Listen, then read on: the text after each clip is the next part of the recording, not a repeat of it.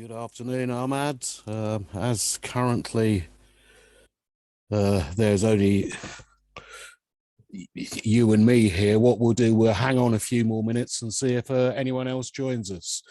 So we'll aim to start probably in about 3 or 4 minutes, something like that, because hopefully then we'll have a couple more than just the two of us.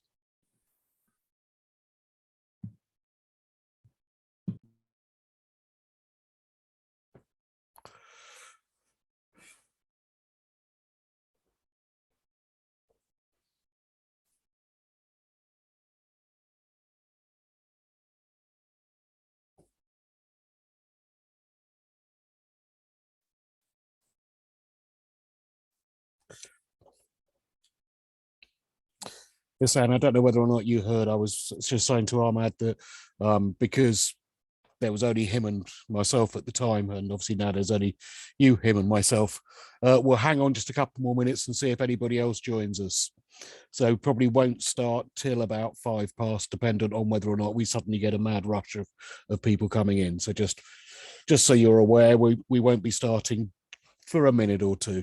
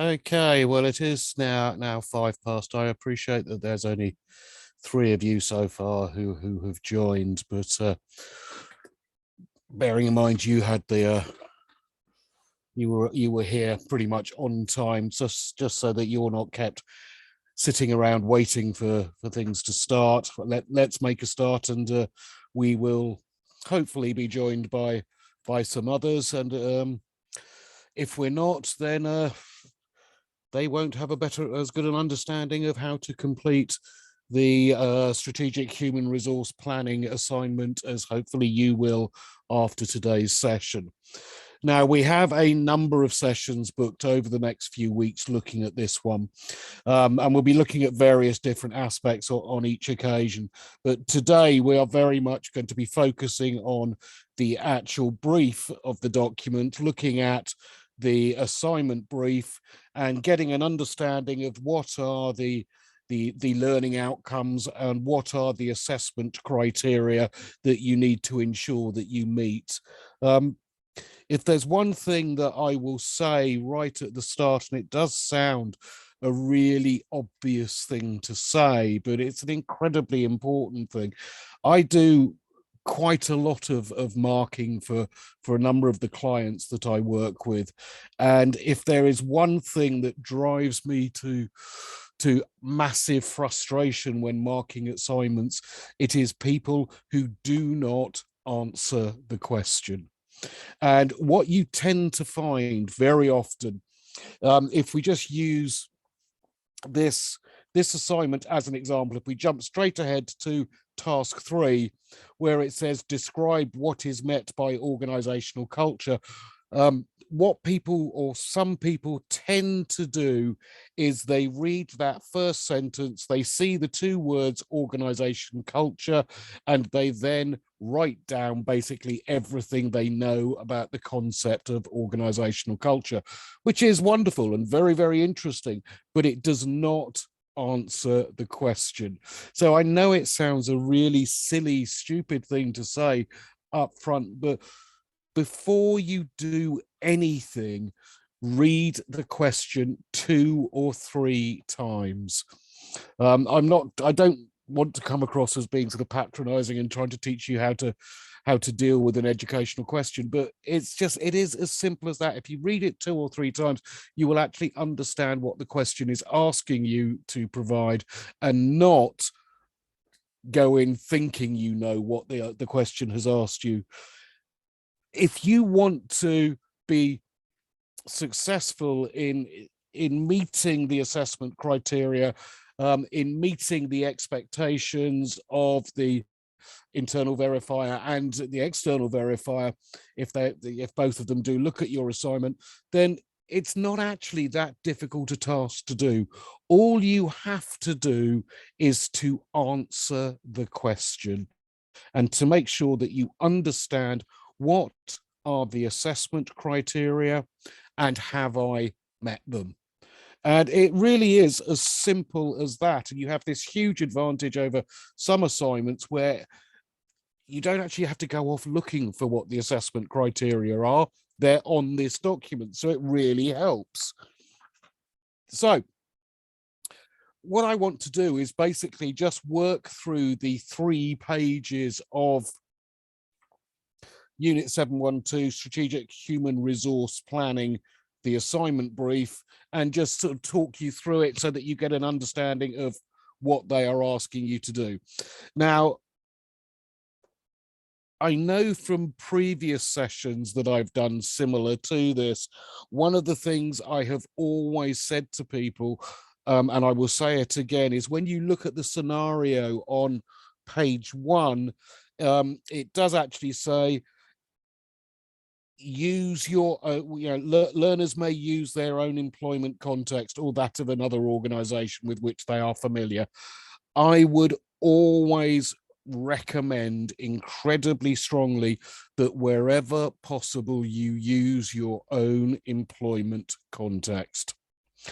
I would say that to go off and try and use an organization that you're not familiar with is not a very advisable approach. And also, as it says, you have a below scenario.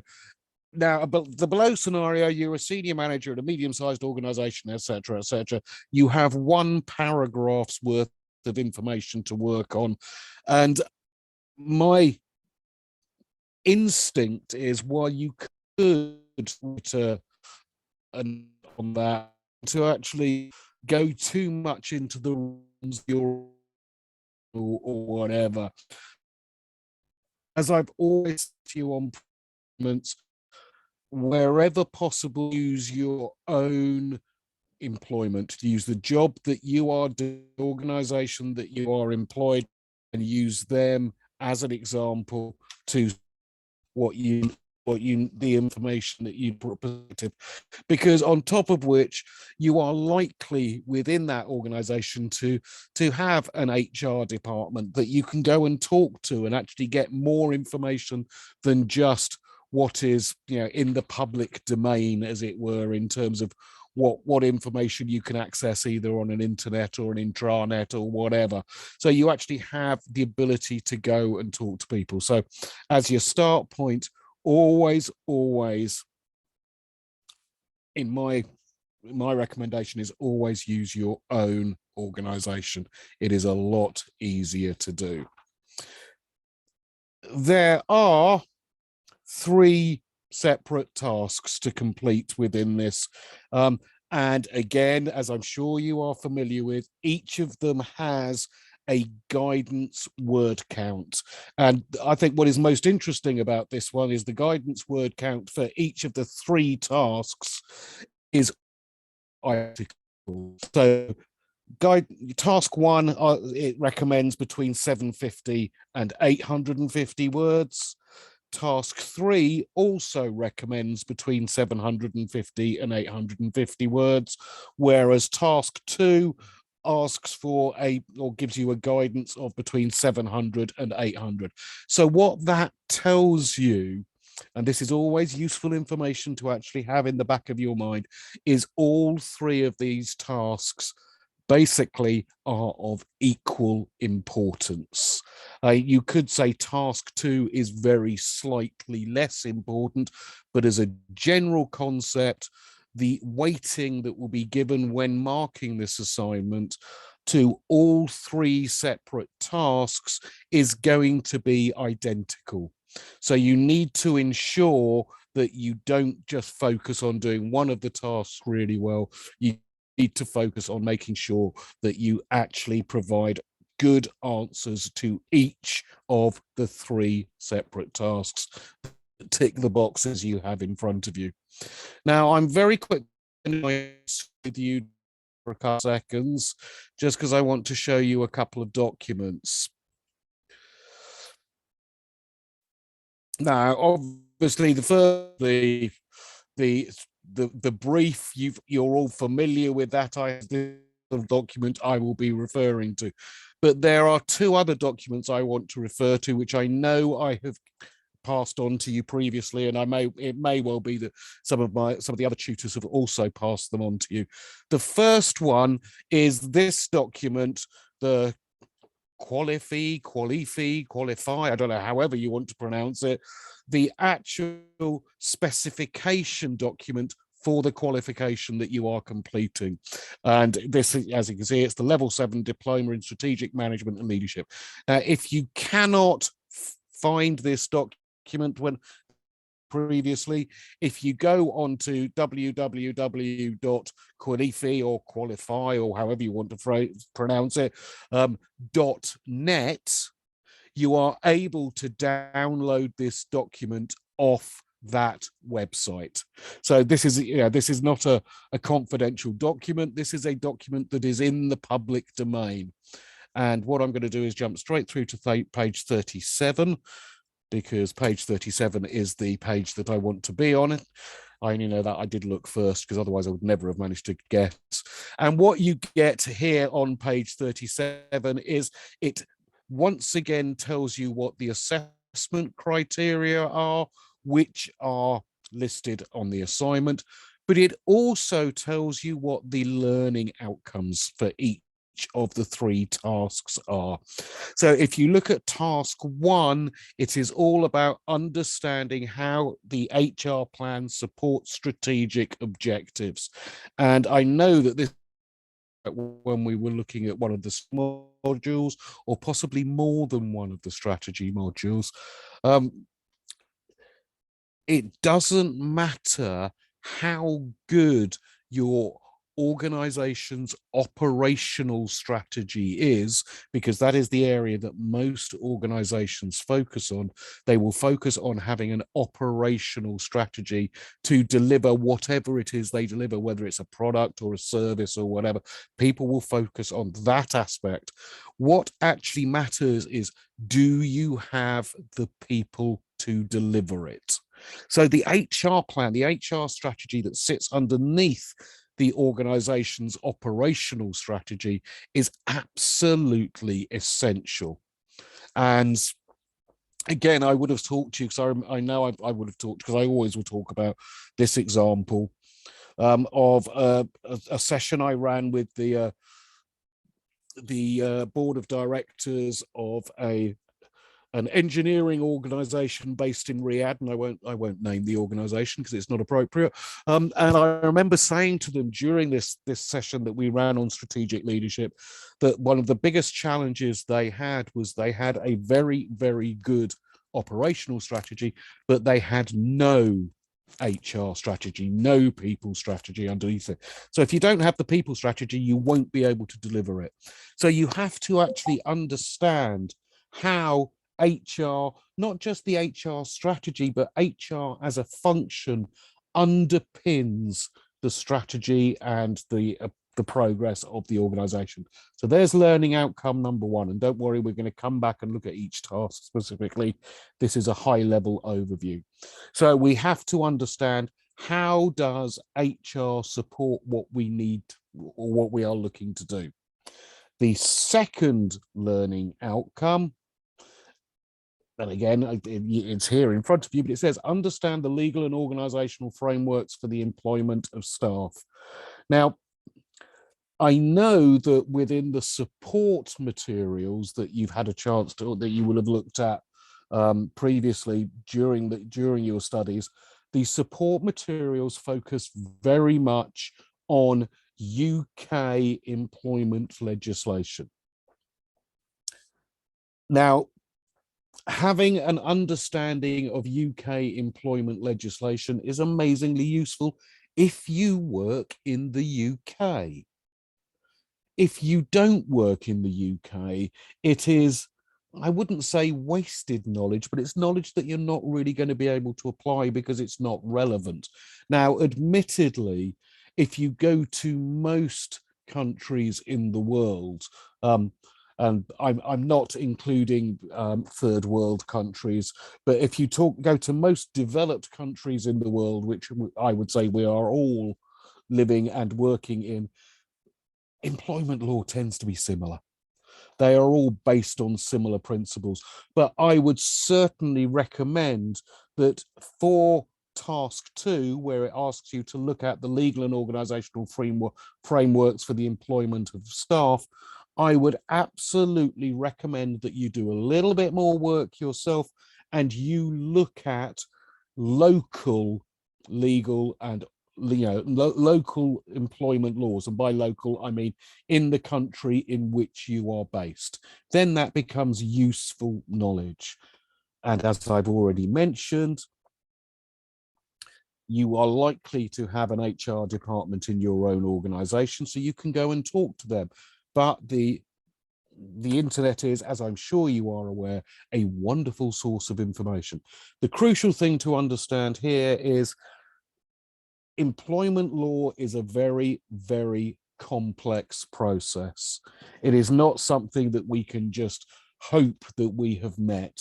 And certainly in terms of UK, and I would be surprised if it was radically different for you, the number of different pieces of legislation we need to be aware of when we are recruiting and employing staff is incredibly important.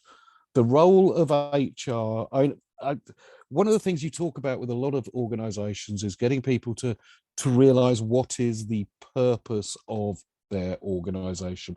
And with the exception people who work in more charitable or organizations, or maybe people who work in government organizations, generally the purpose of any organization in a commercial environment is to make money. It's a very mercenary way of looking at it, but everything else follows on from that, because if the company doesn't make money, it ceases to exist. So it's a very, very simple process. So everyone's job within that organization is therefore to either make or save money. HR does not make money, but HR saves money by ensuring that we follow all the correct legal procedures and we treat our people properly. Because if you don't treat people properly, you can pretty much guarantee you will face criminal prosecution. And in many occasions, if you face criminal prosecution, you're not going to get sent to prison, as when I'm talking about the organization, but there can be some very hefty fines. So you have to make sure that we fully understand and apply all the relevant employment law. But just to reiterate what I said at the start of that little bit, in terms of learning outcome 2, I would recommend that you look to use the local employment law that is relevant in the country in which you live and work and operate. So that's the learning outcome number 2. And we then have learning outcome number 3. Understand the effect of the organizational environment on employees. Lack of a space there. Shocking. Whoever proofread this document didn't do a good job. But anyway, understand the effect of the organizational environment on employees. And this is where you start looking at the simple concept of organizational culture. And the easiest way to, I think, define organizational culture is the way that we do things round here. Organizational culture is all about what is it like to work for an organization. So 3 learning outcomes: how HR supports the strategy of a business, how HR ensures that your business operates legally in terms of its personnel practices, and also an understanding of how the culture of the organization actually impacts on the employees.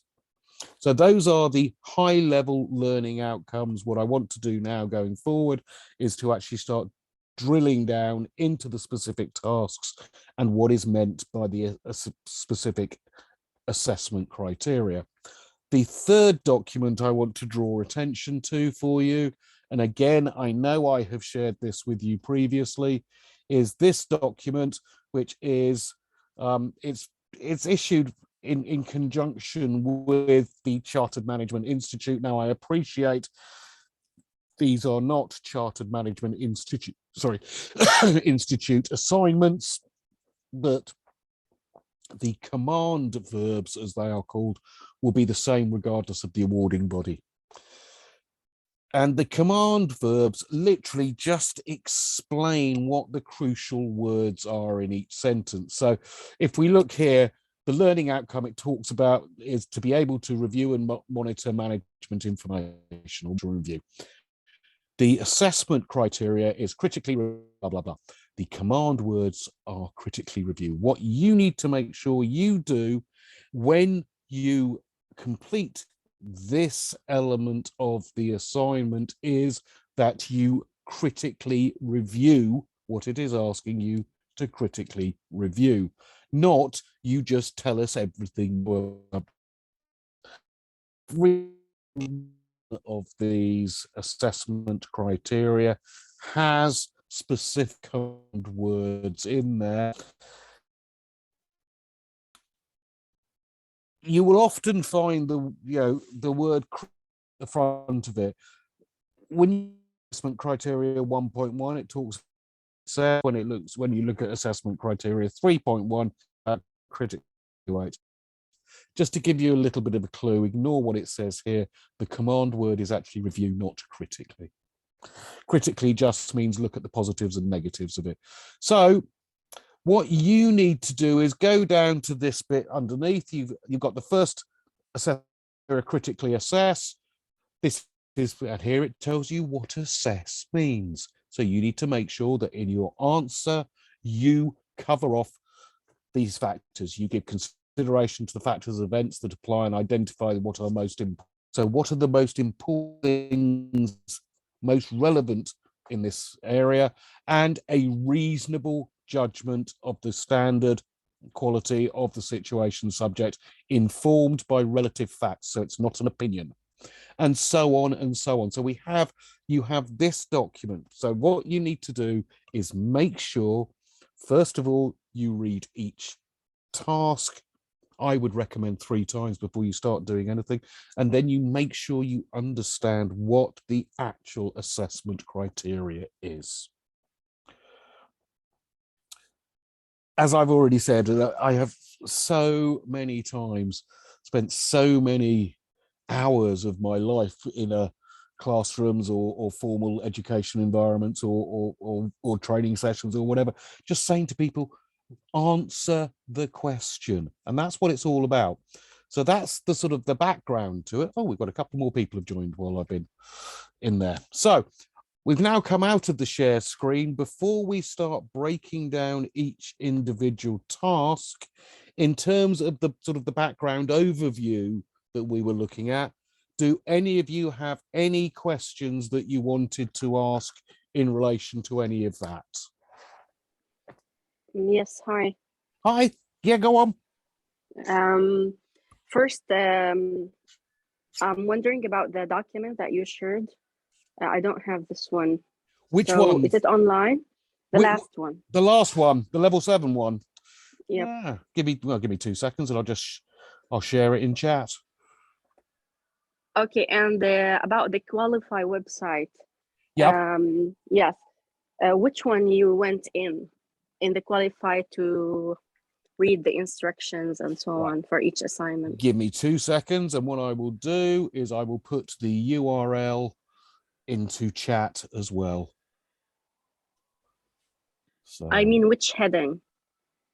Yeah, that's what I'm actually having to try and remember now. I'm pretty sure that if you go under, if you go onto qualify, whatever it is, qualifications, onto qualifications, the qualifications heading, then the qualifications option underneath, and you hang on, I'll just share my screen and then you can see it again. What you will then see is, so I've got into qualifications there, qualifications here, and when you, and as you scroll down, you will then see all the qualifications that they offer, and it's this one here, the Level 7 Diploma in Strategic Management and Leadership. If you click on that,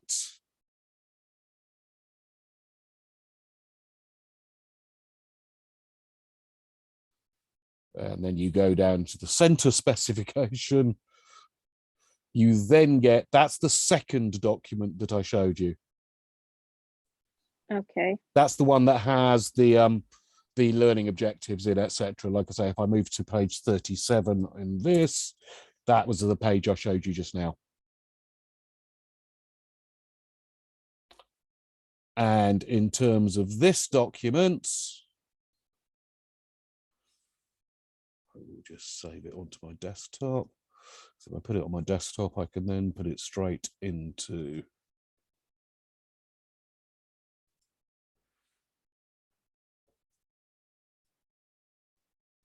so just go ahead and share.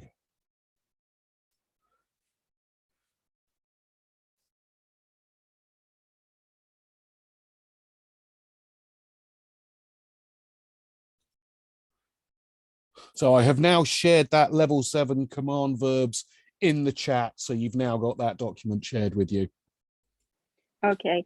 I have another question about the assignment in general. Yeah. Yes.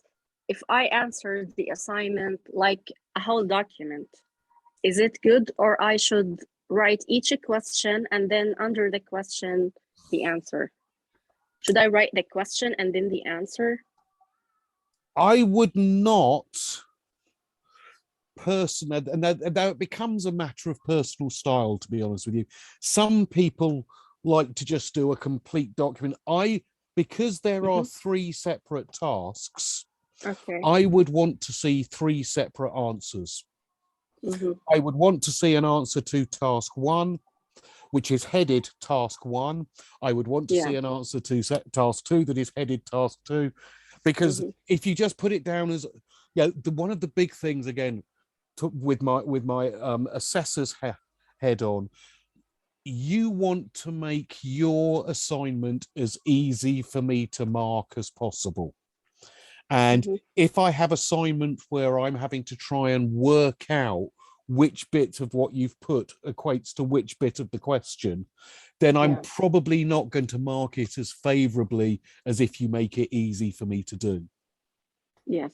I know you should say that's wrong, but I'm going to be honest with you. That's what happens. Yeah.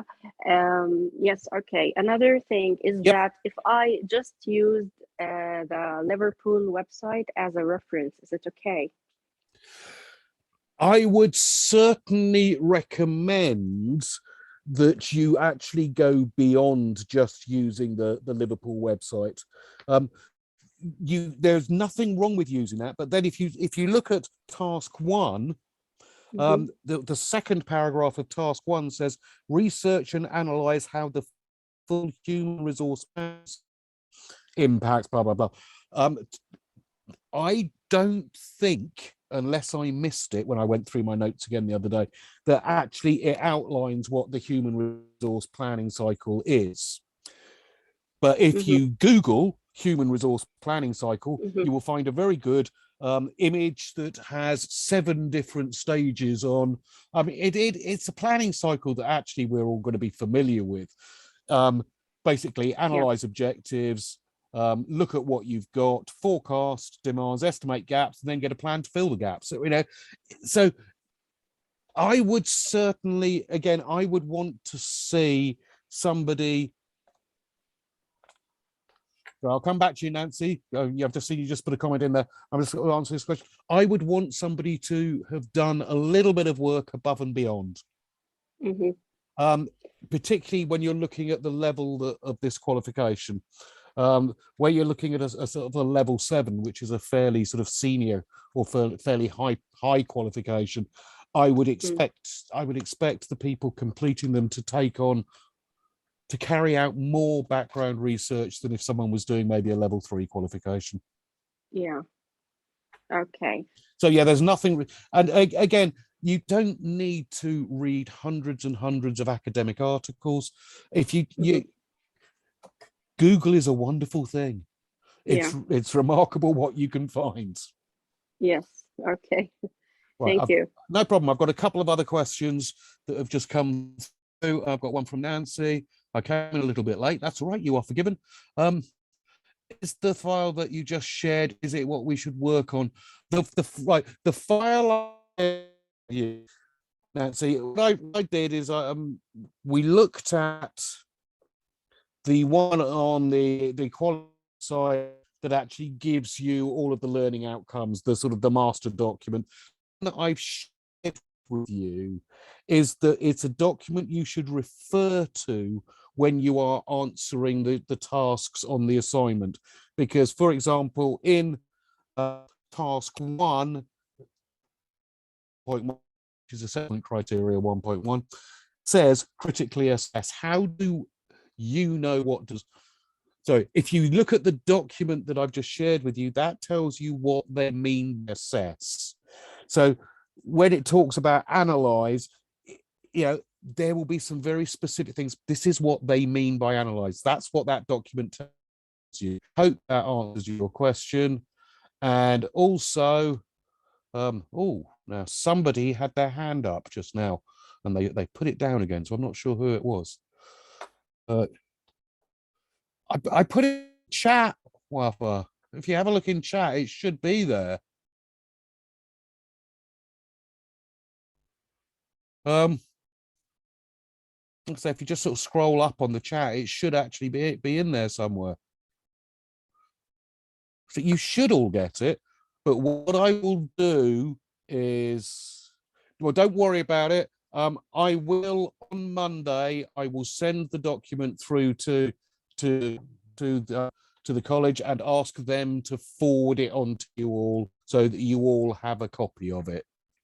So hopefully that will then make sure that everyone gets it.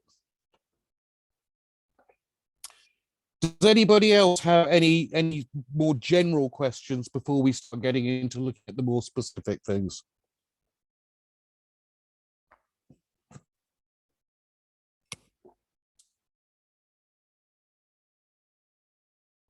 Okay. Because no one has come back with anything, I'm going to take a guess that you don't have any more general questions at the crucial thing to mention all the way through, I mean, but I think we all know each other well enough by now. Just interrupt me. I won't be in the slightest bit offended. If I'm talking about something and you think, well, what did he mean by that? Just sort of stop me. Say, could you go back and explain that a bit better or whatever? As I've said, there are 3 separate tasks that you need to complete for the assignment. Each of them has pretty much the same. All 3 of them are of equal importance. Always remember that although it says guidance word count, if you are coming in much below the word count, you are not answering the question properly. Simple.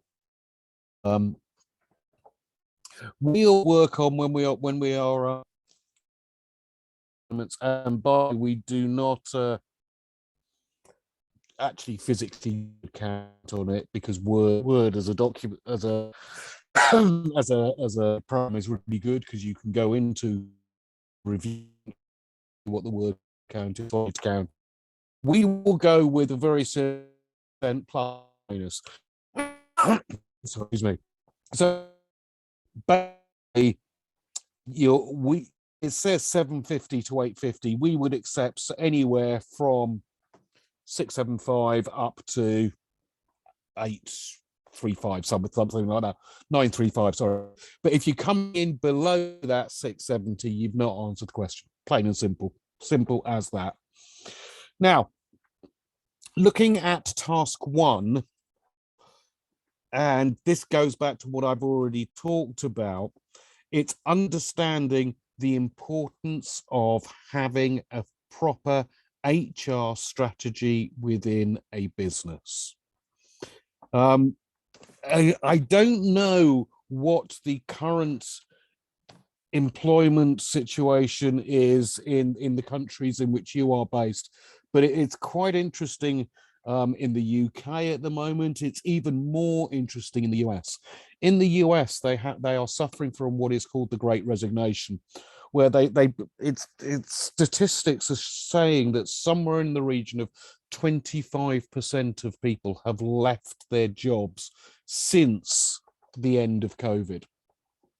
You know, since they've opened, well, I say the end of COVID, it hasn't finished yet, but since they've sort of opened up the country more. So somewhere in the region of 25% of people have changed jobs. So this is causing real issues in terms of skills shortages. We have a similar one in the UK, where, as I'm sure you're all aware, we've been through the wonderful idea of Brexit, where we've dropped out of the European Union, and we have had a lot of people who were previously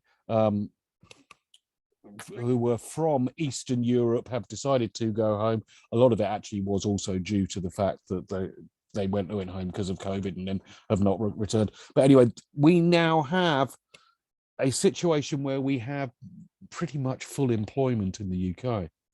The people who are unemployed, and it sounds an awful thing to say, but the people who are unemployed for a very good reason, because a lot of them are unemployable. They don't have skills or the necessary skills or whatever. So what you need to be able to do is make sure that when you are projecting forward, that in order to grow the organization by 10%, just as a high level strategic objectives, you are able to say, right, in order to do that, these are the skills that we will need in our employees. You know, what is the skills gap? What have we got? What have we not got? And how are we going to fill it? what are the quantity of employees that we currently have, and maybe what are the quantities that we need going forward? How are we going to recruit these people? Sometimes you can even start to come down to sort of simple things like, okay, if we do recruit these people, where are we going to put them? Because I've worked in places where if you recruited one more person, there wasn't room to put another desk. So it sounds a silly thing, but these things can become factors. So you need to start thinking about, if we are going to achieve this, whether it's growth, whether it's moving into this particular market, whatever the strategic objectives are, how are we going to ensure that we have the people who we are going to need to enable us to do this? Now, there's a number of things that you need to think about within the human resources side.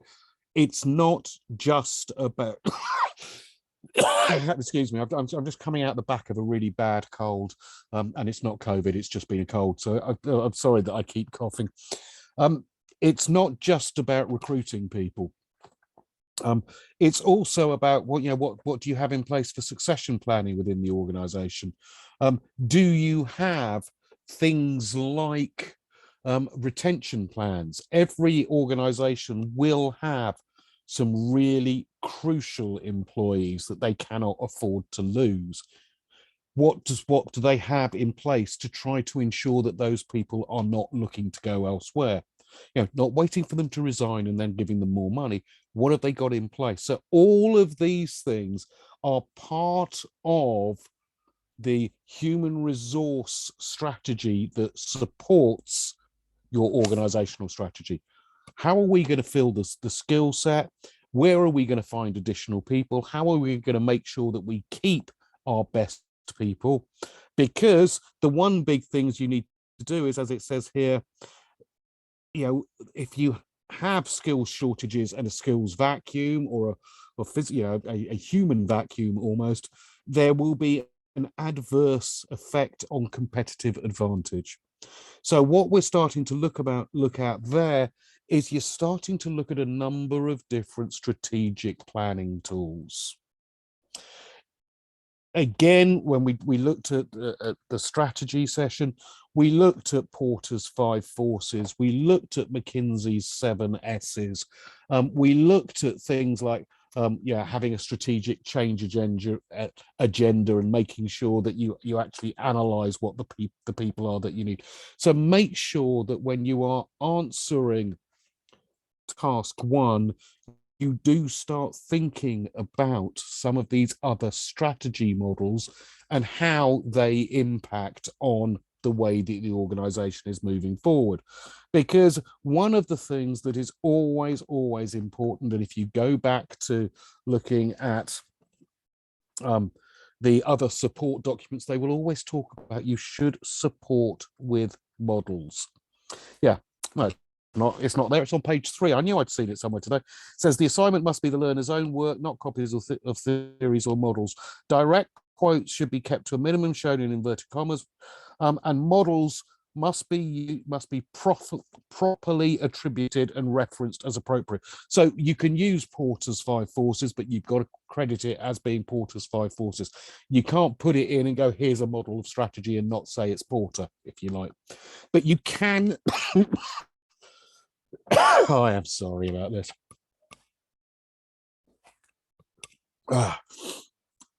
Can cite strategic planning models because they're very relevant.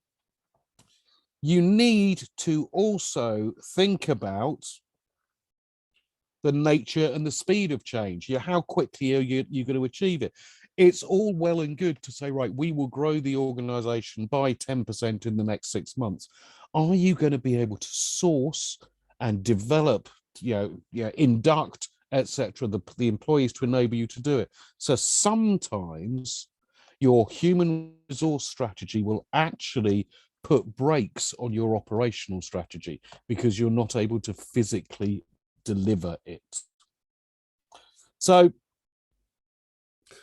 the first paragraph within task 1 is very much looking at how do you make sure that you are able to deliver your operational strategy by ensuring that you have also completed the human resource strategy that sits underneath it. That's the first bit.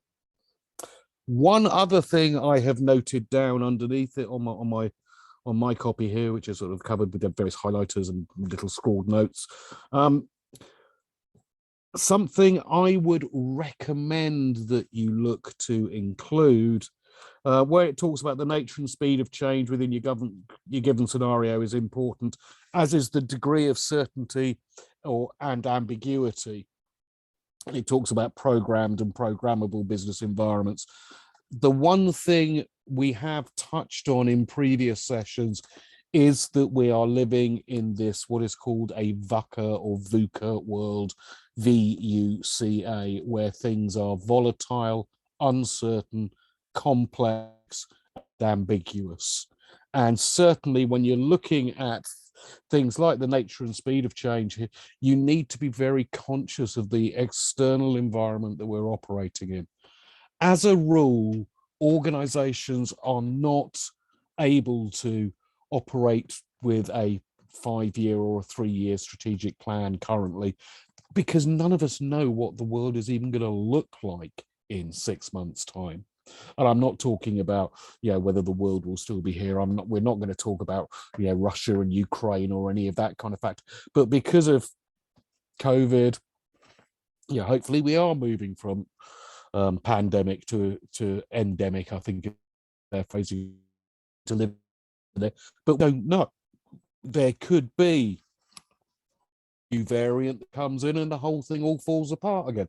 So we're not able to plan long term. So you need to make sure you're able to get realistic plans that are flexible. So there is your assess the strategic importance of current, future, and anticipated requirements. Have you currently got the people that you need? Do you know what you're going to need in the future, and how are you going to fill that gap? How much of it is going to be by internal? Much of it is going to be by external. Is it going to? One other thing I didn't mention, it could be by acquisition.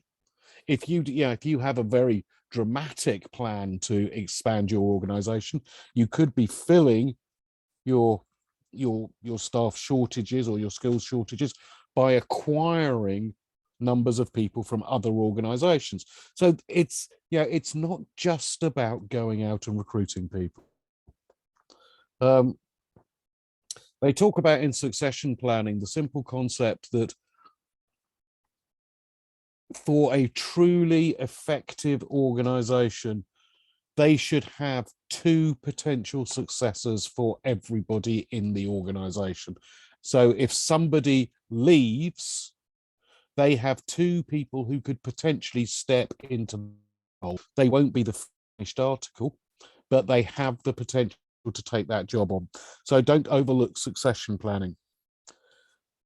Now, part 2, this is where you analyze how HR planning impacts on the strategic plan. So this is the bit that I've already touched on, where we're basically saying, you want to achieve that in 6 months, but it's not realistic to achieve it because we cannot recruit 150 extra people and have them ready to perform in that short period, or whatever it is. So it will impact. So you need to look at the human resource planning cycle, and as I've already mentioned, I'll just quickly whiz through it again.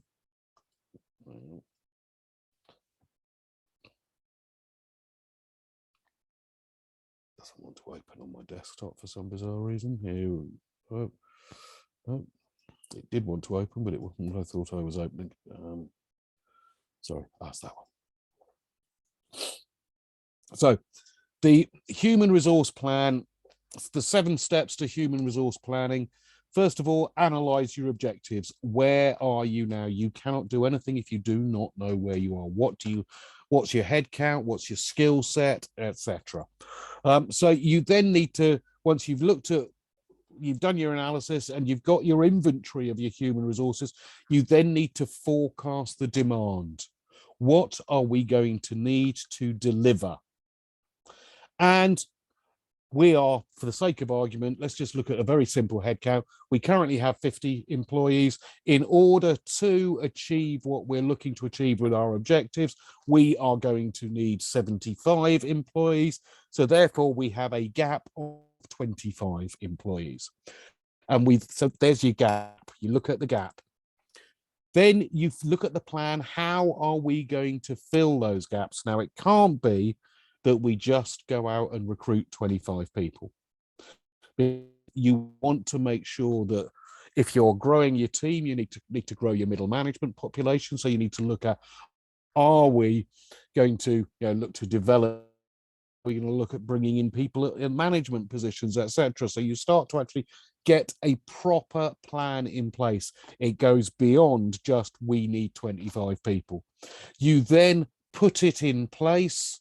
And like all plans, we constantly monitor and we actually feedback on, is it delivering what we need to deliver? And then the whole cycle just starts again.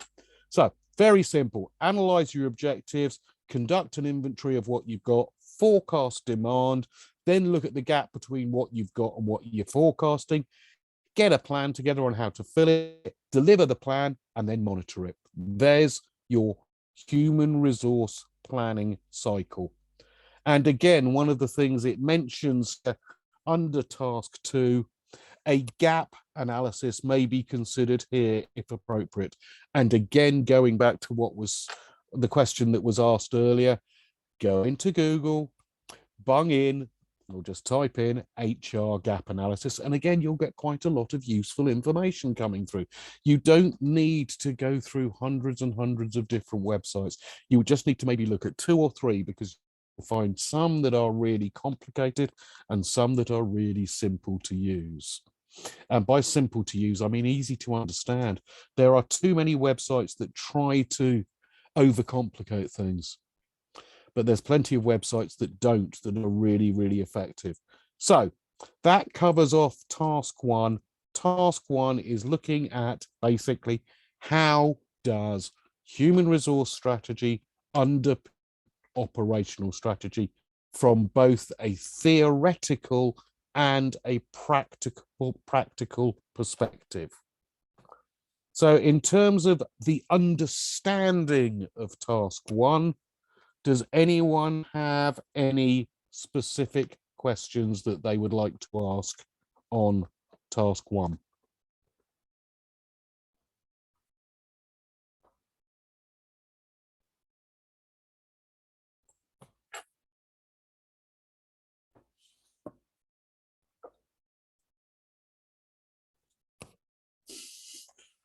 Like, no, because I was sitting here thinking, is there anybody there? Have they all gone?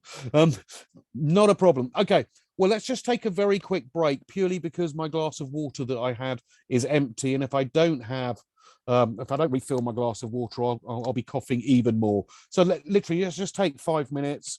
And then when we come back, we will look at task number 2 in a bit more detail. So I'll see you in 5 minutes. Okay.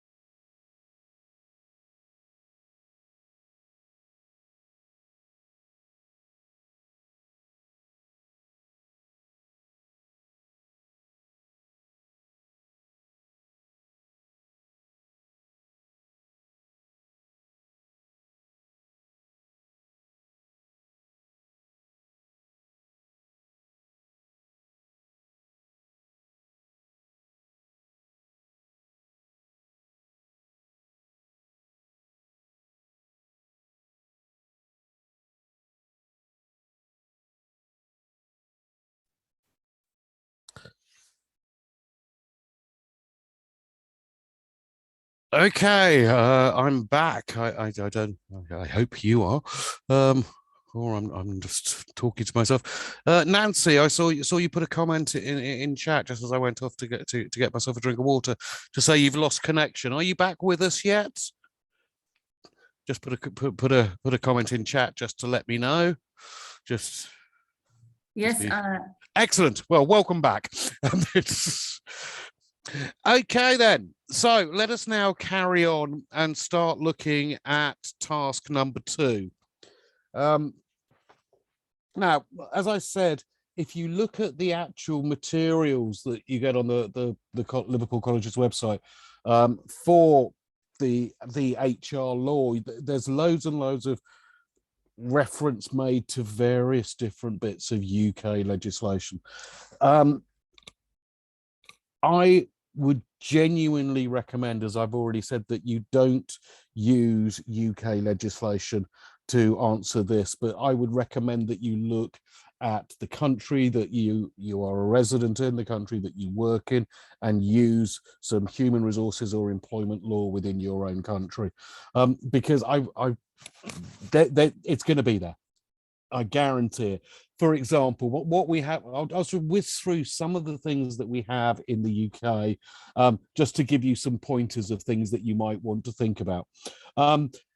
We are not, and rightly, are not allowed to discriminate against people in terms, and it's generally in society, but specifically within an organization, you cannot discriminate against people during the employment process, so during recruitment and selection, on the grounds of age, on the grounds of gender, on the grounds of race, on the grounds of religion, on the grounds of whether of maternity and pregnancy. There's 9 basic protected characteristics that you cannot discriminate against people, particularly in society anyway, but particularly in terms of for employment. One of the others is disability. You have to provide people with a contract of employment, and you have to honour that contract of employment. And by the way, so do they. There's a responsibility on both sides of it. There are various pieces of legislation about the maximum number of hours you can work in a week. There's something called the Working Time Directive, although it's a piece of EU legislation, so whether we keep that, I don't know. But now it's not, you cannot work more than 48 hours every week, but it's done on a rolling average of weeks. It also will stipulate that if you are on a shift pattern, you have to have a break of certain amount of time between finishing one shift and starting another shift. It would also say that you cannot work. There's also legislation that says you cannot work more than X amount of hours without taking a break. There is legislation that covers how we can treat our employees in terms of, conducting disciplinary procedures. There's vast amounts of different pieces of legislation that we have to make absolutely certain that we are complying with, that we treat our people fairly and consistently, that it doesn't matter that if you are a multinational employer where you have offices all over the world, including an office in, I don't know, Kuwait, why not? I'll just pick Kuwait at random. Or you are a Kuwaiti organization that only has one office in Kuwait, you still have to comply with these legislations. So there will be vast amounts of employment legislation that you need to consider in terms of how you operate your business. And within task 2, it asks you to select 4 HR laws or employment laws and evaluate how they influence organizational HR plans. So I would recommend you go onto Google, you do some research on Google, and I would also recommend that you have a discussion with somebody from your HR department who will be able to give you some guidance. Because as it says here, and this is a really important factor, ensure that the 4 laws cover different aspects of HR legislation. So, for example, you cannot pick 4 different laws that all cover recruitment and selection, or interview and selection, or those kind of factors. So but it does then say, describe a process for recruitment and selection of new staff that complies with legislation and organizational requirements. It's incredibly important. You have to do that anyway. So find out, what processes of do you use within your organization for recruitment and selection?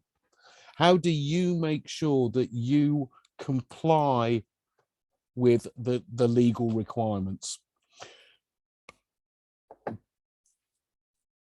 So, assessment criteria 2.1, evaluate the current legal requirements influencing an HR plan.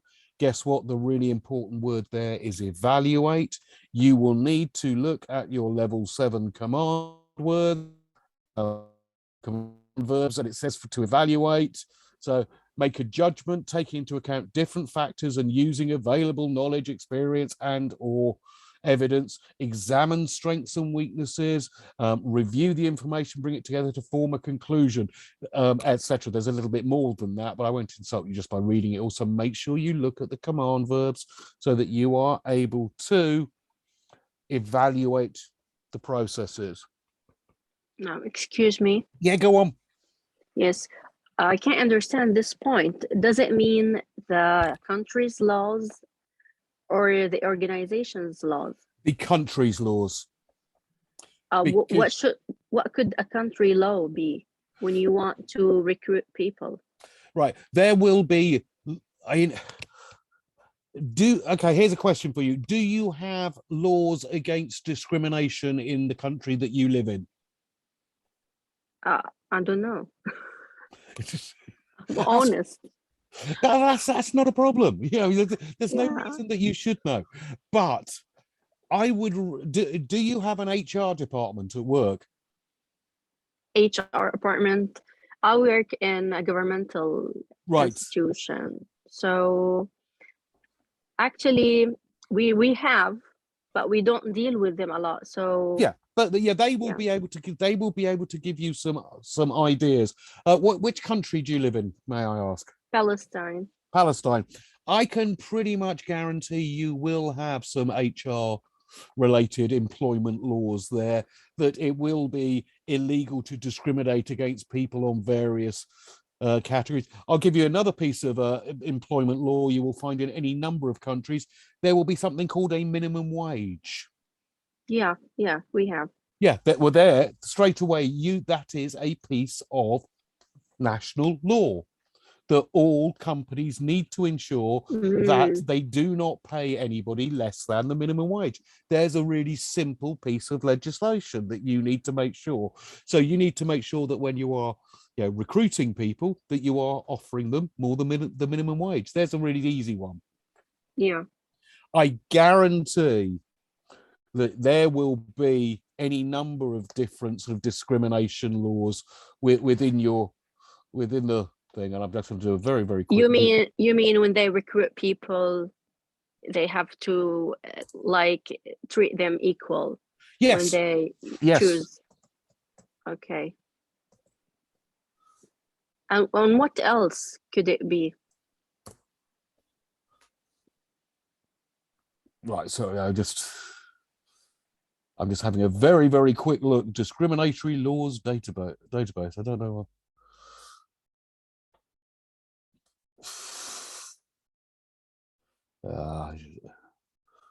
The problem is when you actually Google Palestine, you get and discrimination in Palestine.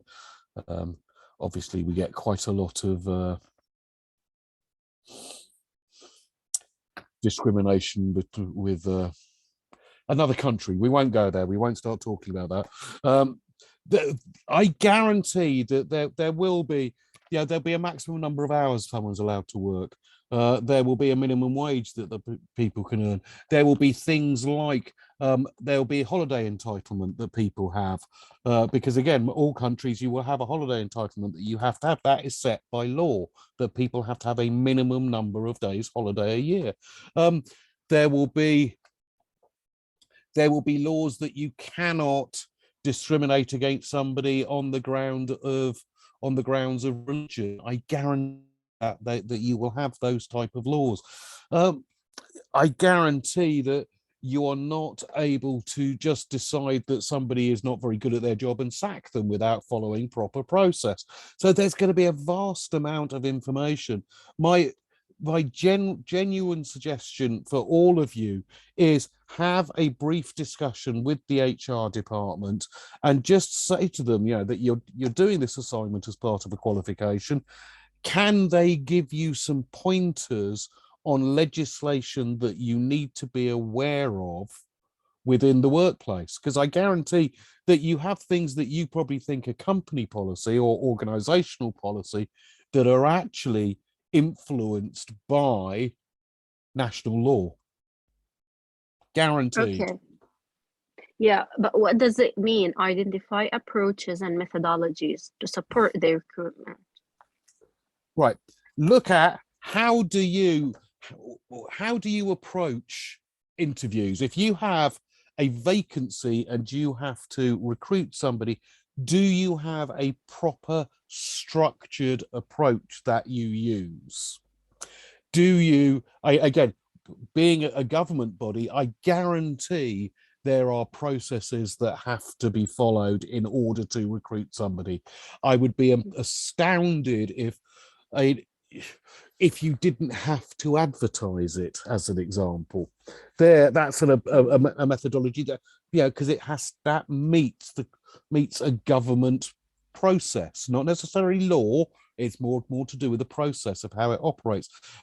It could well be that any applications have to go through some kind of sifting, where someone will review them and decide who's going to be interviewed.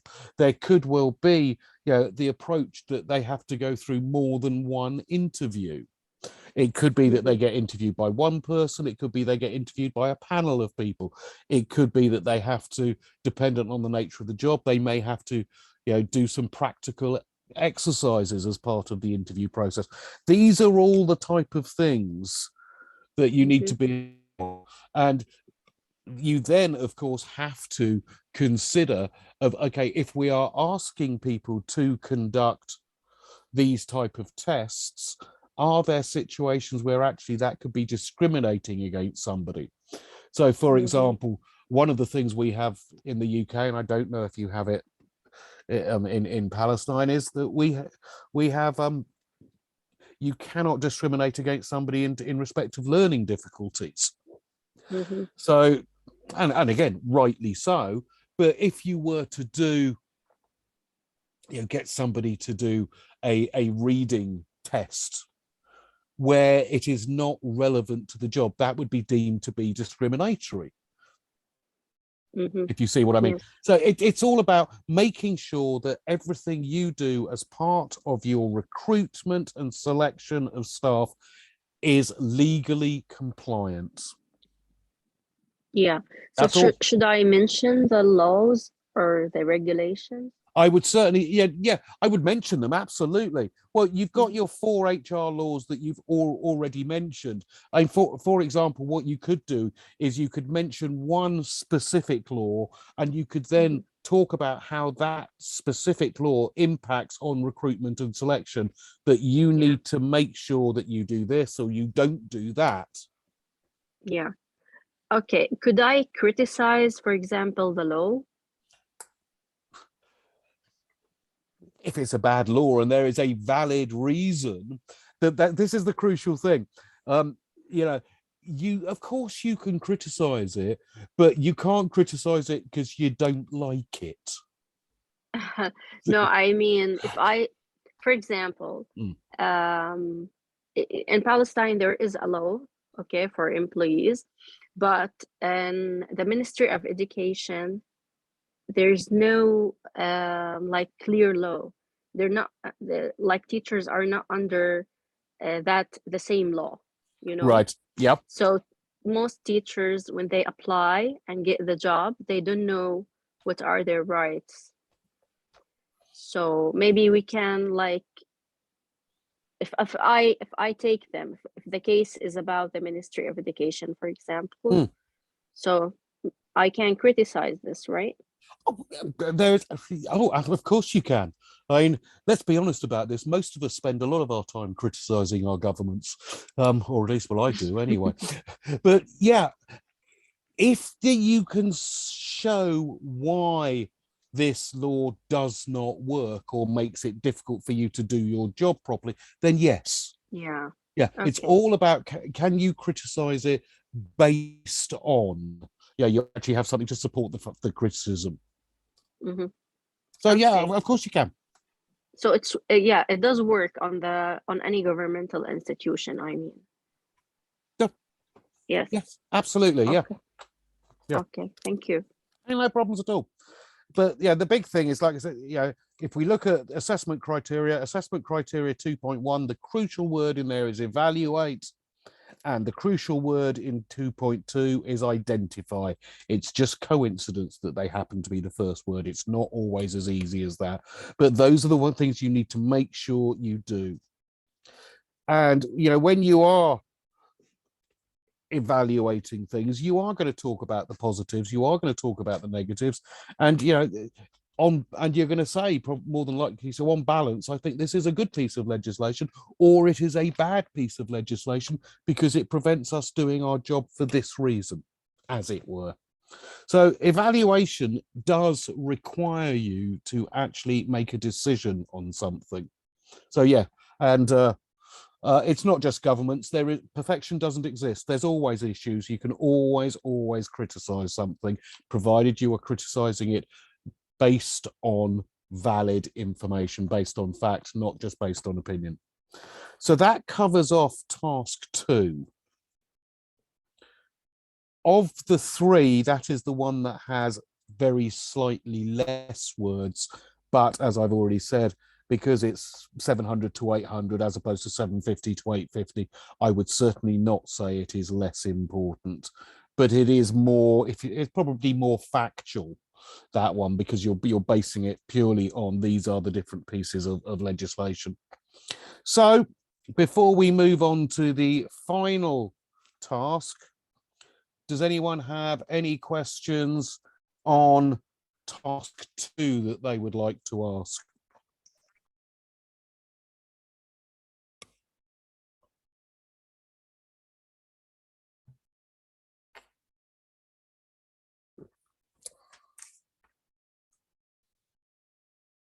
Okay, so I'm going to take a guess that nobody has any questions on task 2, so that's absolutely fine. Oh, sorry, Amira, I've just suddenly noticed that you put a comment in there about 15 minutes ago, and I completely ignored you. I do apologise. You put turnover, and now I can't remember what I was talking about at 4:02, but I'm sure it was a very valid observation. So apologies that I ignored you. It wasn't intentional. So now let us move on to the third and final part of this task, organizational culture. Again, to the best of my knowledge, I don't think we've covered culture in a lot of detail on this in any of the sessions that I've run that I can think of. So I'm going to put 2 names in the chat for you.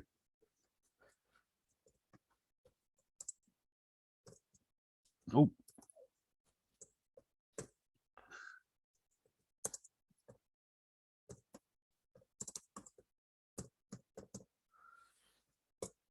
So I put 2 names in the chat, Charles Handy and Edgar Schein. Now I think I spelled Edgar Schein correctly. Just give me 2 seconds. I better double check. It wouldn't surprise me if I've spelt it wrong. It's not the easiest word.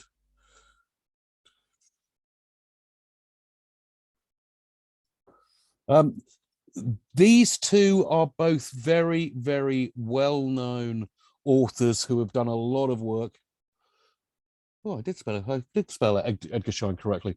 They've both done a lot of work on organizational culture.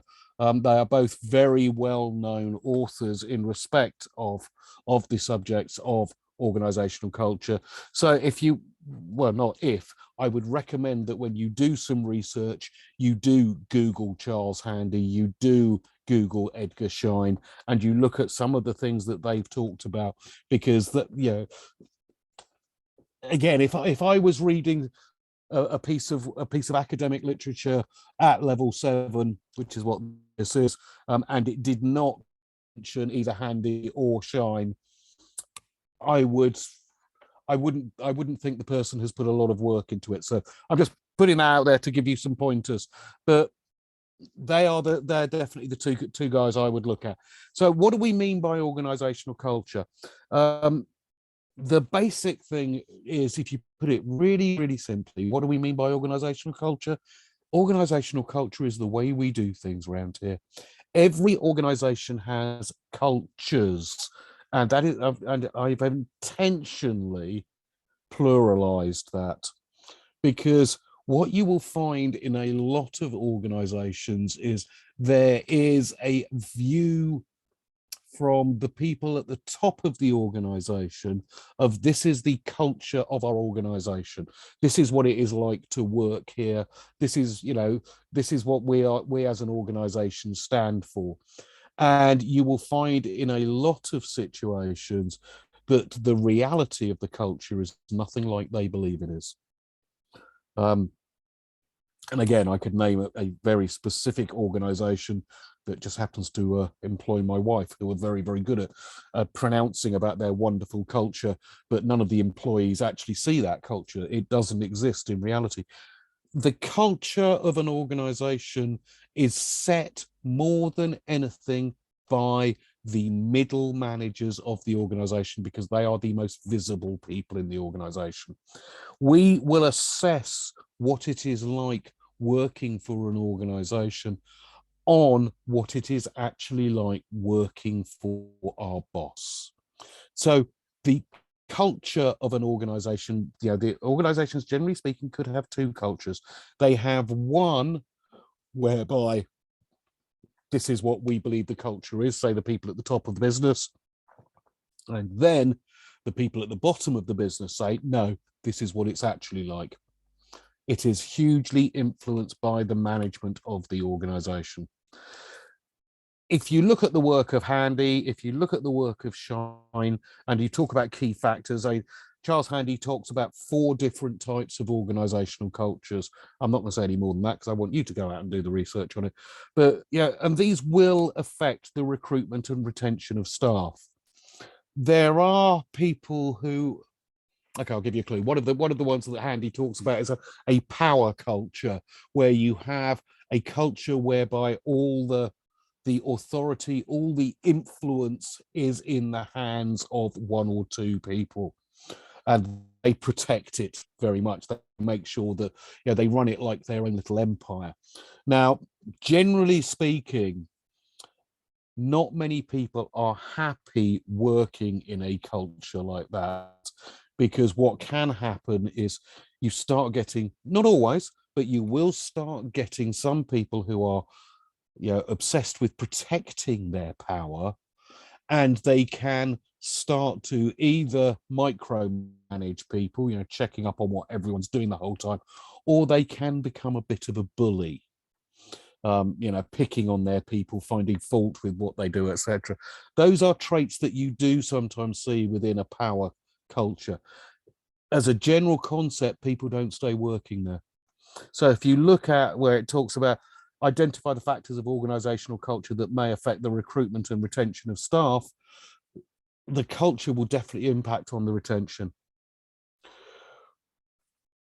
Going back to earlier, when I was talking about the US and the Great Resignation, and yeah, somewhere in the region of 25% of the workforce is shifting jobs. So I was doing some work with a company I've done a lot of work with over the years. in North Carolina. Really, really nice bunch of people, and they're one of my favorite people to work with because the culture of the organization is lovely. It's a really supportive, really people focused culture. And interestingly enough, when I was doing a session with them recently, and again it was with their board of directors, and one of the directors actually said the thing about our culture is it's like a family. And I thought that was such a great description of them, because they have had very, very low turnover in this great resignation. Yes, they have had people leave, but they've only lost maybe 1 or 2 employees. While the rest of the states is just swapping jobs frantically. And it's a real indication of the way in which the culture leads to retention of staff. And again, when you talk to the people there now, admittedly this will make a difference because of their age, but you will find there are people who've been there 15 years, there are people who've been there 20 years, there are people who've been there 25 years, and they're not that uncommon. People stay there a long time because it's a great place to work. So that really says what the retention of staff, how the retention of staff can be influenced by the culture of the organization. I'll give you another example, and this was somebody that I worked with many years ago. This was actually the first organization I worked with when I left university, so it is a long time ago, back in the 1980s. That's how long ago it was. Now, this organization, they had a culture of only ever promoting from within. So anyone who was in the senior management had started on the sales floor of the organization because it was a retail organization. So you joined as a sales assistant, you then became an assistant store manager, you then became a store manager, you then moved into area management or regional management or whatever. And so all of the operational side of the business and all of the buying side and anything to do with the product side was all people who had started at the bottom and worked up. The only specialists, if you like, who were recruited into the business were people at head office who worked in areas such as finance or HR, but very few. The entire operational side of the business was all started at the bottom and worked up. Now that meant that people in the business really understood the business. They knew when you get to a certain level in the business, there was nothing about how the business operated that you didn't know, or there was nothing about how the business operated when you were doing that job that you didn't know. And it could be 10-15 years since you were doing that job, so your knowledge could potentially be out of date. So there was a weakness of that. The other major weakness was you never really got people who came in with the ability to influence change in the organization, because the only people who came into the organization came in at a bottom level. They came in down on the sales floor. So no new ideas ever came into the business. So while you had tremendous benefits from the structure, from the culture, there were some real weaknesses in there as well. There is an old adage in marketing that there is no such thing as bad publicity. And that's absolute rubbish, because there is such a thing as bad publicity. And bad publicity can be caused by the culture of an organization. And you will get organizations who have, negative, toxic cultures who will occasionally get featured in the news or in the local press, or they could just be people who work for them talk to other people about what it's worked for them. So that will actually impact potentially on the recruitment side of it. If people have a bad reputation as a business caused by the culture of the business, caused by the behavior of the people inside the business, then when they have vacancies, when they are looking to recruit, people will think, no, I don't want to work for them. I've never heard good things about them. So culture, the way in which we do things around here, the way in which people behave towards each other within the organization, is an incredibly important concept to be aware of. So how does it affect retention of staff? Well, people don't want to work in a toxic culture. It's as simple as that. If people are unhappy at work, more often than not, they vote with their feet and they leave. And more often than not, people are unhappy at work because relationships have broken down with colleagues, which is a cultural factor. How does it affect recruitment? Like I said, there was that one example I talked about. Because of the nature of the culture of that organization, everyone started at the bottom, which meant you didn't get people with influence coming into the business. It could be that you get, it could be in some of the organizations you work with, the culture is you can only be promoted internally up to a certain level, and above that, you always get people coming on from outside. Again, that will be a negative culture because it will impact on retention, because people won't want to stay somewhere where they're not going to progress. So the culture will really impact on retention. It will also impact on recruitment. Culture, the way we do things around here, the reputation of the organization. And then the second bit, discuss the work environment influences where personal work-life balance issues and the changing patterns of work practice determine motivation and commitment. Now this, I thought, how you're only going to answer this in that bit in about 400 words because it's only half. I think that's going to be a real challenge because there's so much there. So we need to evaluate the ways in which organizations provide flexibilities and changes to working practices. Again, I don't know or don't have the first-hand experience of what it's been in during the COVID that you guys have gone through, but have you been going into the office all the time, or have you been working at home? Have you had national lockdowns? Yes, we had a lockdown for school, just for schools just last for schools. week. Yeah. Okay. What about prior to that, over the last 2 years, have you had anything, or has everything just carried on? For what? Over the last 2 years, have you always been going into the office all the time? No, of course, because of the pandemic. Yeah, exactly. But this is the big thing. If we go back 3 years ago, and again, it's a cultural thing. I don't know what it was like for you. Ahmad's just put he's working from home. Yeah, but if we go back 3 years ago, before pandemic, generally speaking, people did not work from home. If somebody said they were working from home, their boss or their colleagues wouldn't trust them to actually be working.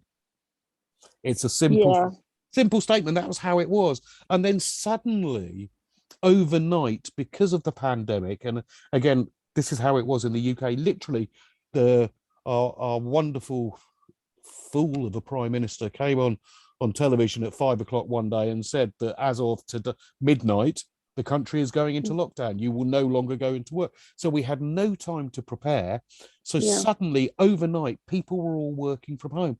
And people have found that actually, yes, they are more than capable of working from home. You can trust your people to work from home. And in fact, in a lot of cases, people are doing more work working at home than they were when they were in the office. Because, and I don't know whether this is true for any of you, but what people are finding, somebody who used to maybe leave home at 8 o'clock to travel to work for their commute to get into work at 9 o'clock, and then have an hour also at the other end of the day, what they're doing these days is they're starting work at 8 o'clock and they're finishing work at 6 o'clock. So the job is getting 2 more hours of their time because they're working the time they used to commute. So there's real big factors there that it's become a bigger thing, people working from home and being trusted to work from home. And now it's becoming a really big issue for organizations of what are we going to do when we come out of the pandemic? If we look at any number of the banks, Deutsche Bank and people like that in the City of London, they have announced that they are going back 100% to people coming into the office. Their staff have no choice but to work from the office. if you look at a lot of the sort of the technology companies, they're saying we don't care where you work as long as you work. So you've got both extremes. You've got a lot of organizations who are saying that when they're, I was talking to some people last week, and they were saying that when they are recruiting, one of the first questions they're getting asked by people is, how many days am I allowed to work from home? Or how many days do I have to come into the office? So this is completely changing work patterns. Massive, Yeah. massive differences. And one of the other things, you mentioned there, Rafa, the schools were shut. I hope you don't mind me asking. So, do you have school-age children? I don't have school children. Okay, No. no worry, no problem. Well, people who do have school children, some of them have, through various bits of the pandemic or epidemic, have had to actually home educate their children because schools were shut. So that Yeah. has brought, so you've got to, home educate the children and do your job at the same time.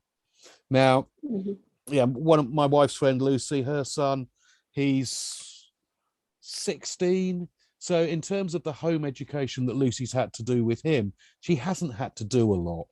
To an extent, he can be trusted to get on with his work himself.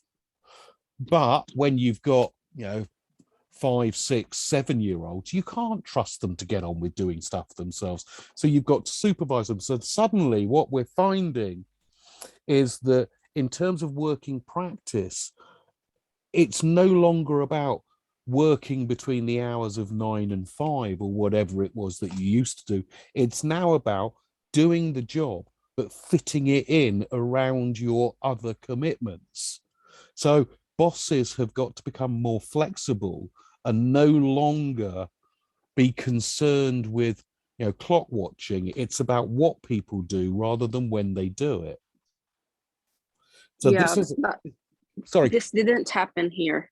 right? Unfortunately, I didn't feel any difference Mm, because, like, when the pandemic started, it was not planned, of yeah, course. So they needed us. They needed us to work, from home. yeah, And so that was like they didn't care about the hours, as you mentioned, yeah, because they want us to work. They want us to use our own devices, yes, our internet, yep, our own home space as well. yes. Oh, So yeah. yeah, but And later on, when we went back to schools, and then it was like we go to office and then we have lockdown and so on. mm, So now, like, they treated us that it's our own job and it's something that we have to do. mm, It was not optional. yeah, And yeah, they didn't care about it. Like, okay, do your job as possible. Like, mm. no, they wanted us to do it. They did care about the hours and so on. So I didn't feel That's interesting. Yeah, yeah, because I didn't feel that they were flexible. right, because that's the complete opposite to what we've had over here. Yes, there are people like I said, like the banks in the City of London. They're showing no flexibility whatsoever. But generally speaking, from articles I've read and people I've spoken to, we're actually finding that most organizations are being a lot more flexible and understanding. I mean, there's a greater understanding, and there's this one phrase that I saw, which I just love as an expression, which is work has become something you do, not somewhere you go. And I think that's a really Yeah. interesting way of looking at it. And you're getting a lot of, I think, more progressive organizations who are beginning to understand that what matters is what you do, not when you do it. But not all organizations are like that. Because interesting, you mentioned earlier that you work for the government. I can pretty much guarantee that our governments, are going to be sort of a similar view. They're not going to be as flexible because they tend to operate in much more old-fashioned, this is how we've always done things Maybe. type ways. Yeah. And that I think is, Especially, that if they were flexible for all ministries, yeah, except for education. I don't yeah. know why. Yeah, Yeah. it's just strange, isn't it? Yeah. But maybe that comes from the culture of whoever is the head of the department. Hmm. I don't know. But this is the thing, it's remarkable how these things happen. But if we look at the second part of task 3, the ways in which organizations, sorry about this, evaluate the ways in which organizations provide flexibilities and changes to working practice. And this is the thing of what we're touching on here, is getting people to understand that that people are flexible, that we do need to look at how changing working practice, that we don't need people to necessarily be in the office all the time. I mean, like I say, for some organizations, that's a really difficult challenge to make that leap. But for other ones, it's they really have grasped it. And then we've got the second bit of the question, and identify the drivers for such changes, including a discussion concerning work-life balance. Now, work-life balance is a really interesting concept because work-life balance is a management designed concept, because if it was an employee designed concept, it would be called life-work balance, because life is more important than work. And it's a really interesting one of how do people actually balance up work-life balance, particularly, again, in relation to going back to what we were talking about, if you're working at home, how do you maintain a work-life balance? Because you don't leave the office. Now, again, talking about my wife and I've been working at home for, I wouldn't like to say how long, probably well into double figures. So I have no issues at the end of the day of shutting down my laptop and just, and moving on to a different segment of my life, and not even thinking about work. Yes, I do check emails on my phone when I'm sort of sitting there watching TV, but that's mainly if I'm doing some, like at the moment, I'm doing some work with some guys in the States. So there's a time difference. So they're emailing me into the evening because that's afternoon for them. So that's the kind of reason. But generally speaking, I'm very good at shutting down work and not picking it up till the next day. Whereas because she has only been working at home for the last 2 years because of the pandemic, she is still finding it really, really difficult when she stops work to mentally stop work. So how do we make sure people have work-life balance? How do we make sure, one of the big things that's come out of the last 2 years, there's been a huge emphasis on mental health and the impact that it has had on people's mental health. So how are we making sure that we are supporting the mental health of people? How are managers changing the way in which they behave towards people? Now, this has, again, been a really interesting thing that we've seen over the last 2 years. And again, it impacts on organizational culture, is that historically, if one of your colleagues went on vacation, they came back from vacation, you would say to them, how was your vacation? And you would be asking because you knew it was the right thing to do to ask, not because you actually cared how their vacation was. That sounds a really awful way of putting it, but there's an element of truth. If I said to you when you came back from your vacation, how was your vacation? Fine is an acceptable answer. That was all I wanted to know. I didn't want to know anymore. But now we are managers have been having discussions with people about, how are you doing? How are you feeling? How are you coping with things? Understanding that they had different responsibilities, that they may have, parenting responsibilities where they were having to home educate people. They may have elderly relatives that they were having to look after, and so on and so on. So what we've developed over the last 18 months is a far more emotionally intelligent workplace. And I think that is a really important thing, that we keep that, because that actually helps to drive forward the work-life balance. So there's all sorts of factors. And to be honest with you, if you had to have done this assignment 3 years ago, that second bit of task 3 would have been a lot harder than it is now, because we've got so much to draw on. So that covers off everything I intended to cover off today. We've looked at the 3 tasks. We've looked at what they're actually asking you to do. We've looked at the assessment criteria. We've looked at the learning outcomes, and hopefully I've managed to clarify what the questions are, what they're asking you to do. But to reiterate what I said right at the start of today's session, read each task 3 times. Read the assessment criteria again, then do it. If you want to be successful, which I know you do want to be successful, and I also know that you're very capable of being successful, the easiest way to be successful with your assignments is to just make sure that you answer the question. We have 3 further sessions planned to talk about this assignment. So today is really just an introductory session. Our next session is more of an open floor type session, whereas today I've led it. The next session, next Saturday, is much more going to be an open floor for you to talk about. It could be, I found this really good source, or I'm struggling to find anywhere where I can find some information on that. So we can all exchange ideas and things.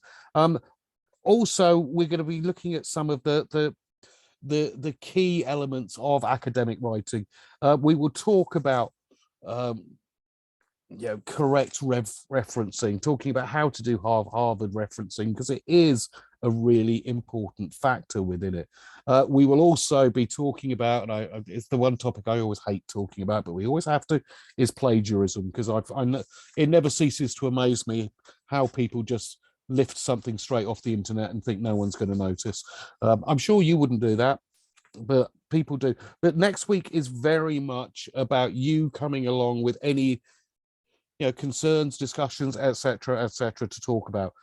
Session 3, we will then be looking at an actual sample assignment, which is not perfect. So we can look at it, we can critically evaluate what's in there, and we can look at, okay, let's look at that area. How do you think it could have been done better?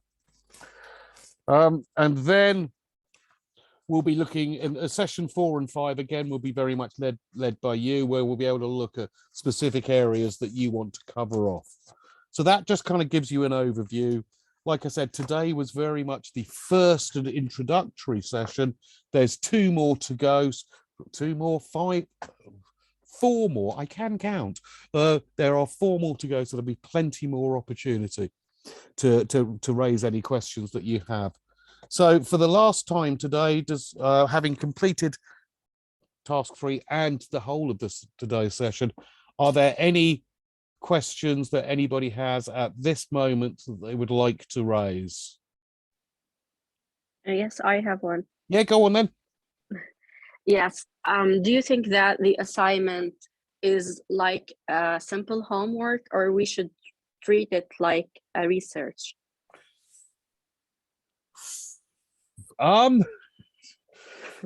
Yes. Like the effort, I mean. In terms of the hardest thing,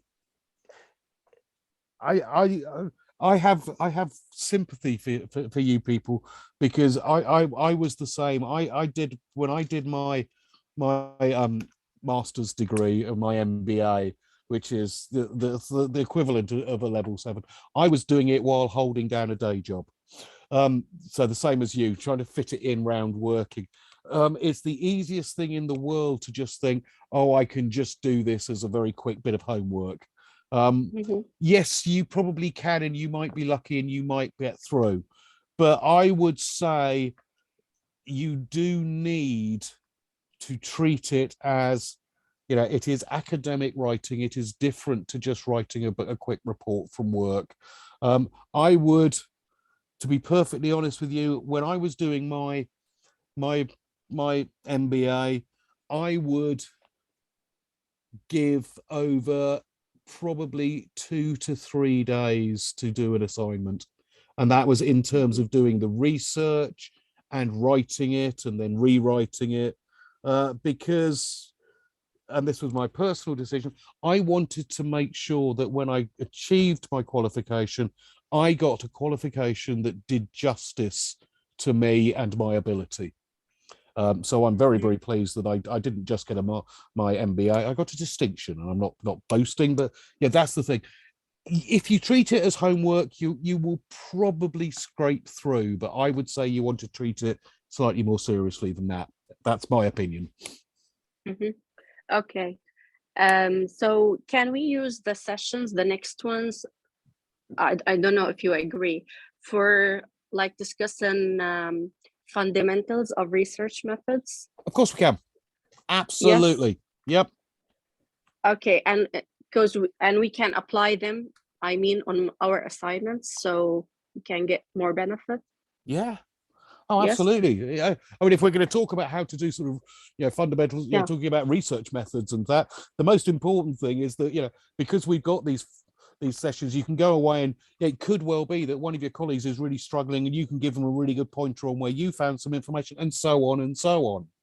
So Yeah. absolutely, yeah, definitely. Yes, because I find it difficult myself for doing such things, not because I can't, but because I don't have like, I'm not motivated. I don't like this kind of job. Okay. So it needs a lot of reading and writing and so on. So I think we might be motivated when we discuss it, when we, yes, try to do it. I absolutely understand where you're coming from when you say that, because I was exactly the same. I found doing the formal qualification side of it wasn't easy, because it didn't motivate me. I understood why I had to do it. I understood why it was important, but it didn't excite me. Yeah. So it is. You're absolutely right. Yeah. Anything we can do to make it, I won't say easier, but make it a more interesting and enjoyable experience. Yeah. Let's leave it at that. Okay, I have another question about published papers. Yes. Like some people say when they do their masters, they do a lot of published papers. Yep. So is it related to the assignments? Like an assignment can be then a published paper? I think it possibly could be. I mean, I don't know. I have never published any of my stuff myself, so I don't know. I hear it a lot here. A lot of people, they publish on magazines and so on. Yeah. Yeah. Yeah. There is no reason why it couldn't become a published paper. There is no reason why in 3 or 4 years' time people are doing master's degrees and they are referring to your assignment as one of their sources of reference. Who knows? So this is not an important issue? No, it's not. Yeah. No. It's a nice to have, I would say. Yeah. Yeah. Okay. Thank you very much. No problem at all. It's very good to have you again. No, it's Thank you. It's been a long time. It's been yeah. ridiculous. It was last year. We still say that anyway. Yeah. If no one else has any questions, and like as we've said, because we've got more sessions, so if you think of a question in 45 minutes, don't worry, just write it down. You can ask next week. We've got more sessions coming, so if there's no more questions, feel free to leave. Enjoy your week. Take care. Stay safe. All that kind of things. And I look forward to seeing you again next Saturday.